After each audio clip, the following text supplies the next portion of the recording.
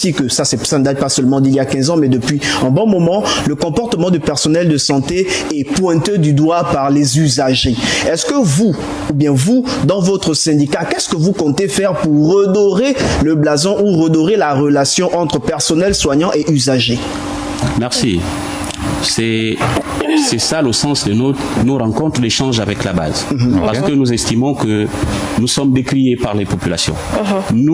Je profite de l'occasion pour saluer l'ensemble des personnels de santé qui se battent jour et nuit pour donner la santé aux populations gabonaises. Mais toutefois, nous savons qu'à l'intérieur, il y a toujours des brebis égarées. Alors, qu'est-ce que nous faisons? Nous venons sensibiliser sur l'accueil. En fait, si nous existons en tant que personnel de santé, parce qu'il y a des malades. Si l'État investit des moyens, c'est tout simplement à cause de ces malades. Donc nous ne voyons pas l'intérêt pour nous, personnels de santé, de briser la relation entre nous et les malades.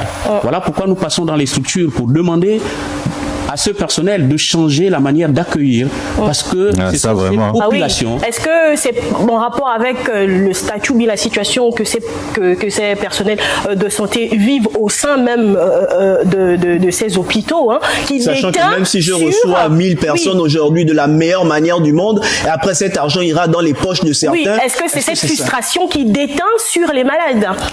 Je ne veux pas l'affirmer. Ah oui, il faudrait pas. Parce que nous supposons que ça peut être ça. Ça peut être dommage. Si c'était ça, il y a d'autres secteurs où il pourrait une bonne fois. Ça peut être ça, mais toutefois, nous disons que nous avons changé de régime. Il y a un régime qui vient avec une volonté. Nous disons que nous, personnels de santé, nous devons nous mettre au travail. Au travail pour montrer que nous aussi, nous pouvons être capables d'accompagner les autorités dans cette vision de restaurer la dignité du peuple gabonais. Très bien. Alors, pour des raisons vraiment indépendamment de notre volonté et surtout pour le temps qui nous a été imparti, pas par notre faute, et bien évidemment, on souhaite que vous reveniez demain. Est-ce possible? Vraiment, je crois que le commercial nous regarde actuellement parce qu'il y a beaucoup à dire. Il faudrait également laisser les internautes, mais également les téléspectateurs. Oui, parce que ça crépite là sur le net. Et nous, on a énormément de questions. Exactement. Parce que vraiment, nous avons beaucoup de choses à dire, notamment en ce qui concerne notre cahier de charges, parce que je n'ai cité 2 ou 3 points. Il y a tellement de choses, des inégalités au sein des structures hospitalières. Et le problème de motivation. Vous savez, lorsqu'un agent fait carrière, vous rentrez, il y a un problème de mobilité professionnelle. Vous rentrez, les agents qu'on appelle main-d'œuvre non permanente, ce sont des agents qui sont généralement censés assurer l'accueil, mais l'accueil en milieu hospitalier est assuré par cette catégorie. Il y a beaucoup à dire. Malheureusement, imaginez-vous, vous rentrez main-d'œuvre non permanente avec un salaire fixe et vous terminez, vous allez en retraite main-d'œuvre non permanente.